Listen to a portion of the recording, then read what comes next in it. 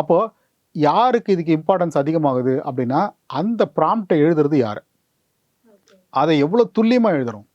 இப்போ ஒரே படத்தை மணிரத்னம் இயக்கறதுக்கும் பாரதி ராஜா இயக்கறதுக்கும் உள்ள வேறுபாடுங்கிறது டிராஸ்டிக்கான வேறுபாடு. அந்த ப்ராம்ப்டை வந்து எவ்வளோ மொன்னையாக எழுதுனா ரெண்டுமே இல்லாத ஒன்று வரும். ஓகே. இவர் சொல்கிறாருன்னா இந்த சீன் இப்படி தான் இருக்கணும், இங்கே தான் கேமரா வைக்கணும், இதுக்கு 2 வரிக்கு மேலே நீ வந்து டயலாக் பேசக்கூடாது, இப்படி சொல்கிற, இந்த மாதிரி ரியாக்ஷன் வைக்கிறேன், இவ்வளோ ரியாக்ஷன் இல்லை, குறை.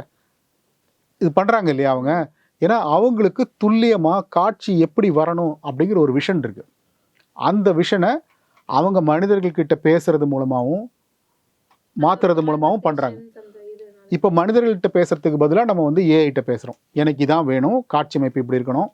அப்போது இதை பண்ணுறதுக்கு கேமரா என்ன கேமரா யூஸ் பண்ணி ஷூட் பண்ணணும், அந்த மாதிரி சொல்கிறதுக்குன்னு ஒரு ஃபார்மேட் இருக்குது, ஒரு ஜேசன் ப்ராம்ப்ட் ஃபார்மேட் இருக்குது. அதில் நீங்கள் வந்து இது மிட் ஷாட்டா லாங் ஷாட்டா எல்லா டீட்டெயில்ஸும் டீட்டெயில்ஸும் நீங்கள் அதில் வந்து ஜஸ்ட்டு சேஞ்ச் பண்ணிகிட்டே வரலாம்.